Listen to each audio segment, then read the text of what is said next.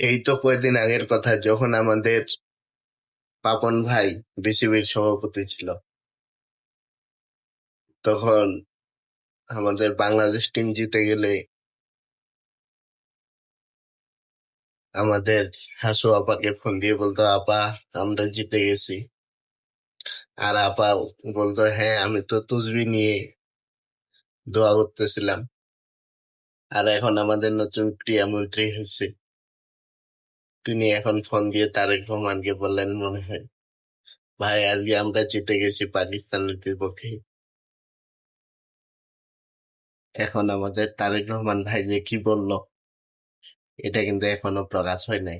এখন কালকে তো আমাদের আছেই দালাল মিডিয়াগুলি, ওরা বাকিটা খবরে জানাবে। আমাদের ভাই নামাজ পড়তে পড়তে দোয়া করতেছিল না তসবিহ নিয়ে দোয়া করতেছিল, দেখি। কালকে তো আছেই মিডিয়াগুলা। ভালো থাকবেন। আল্লাহ হাফেজ।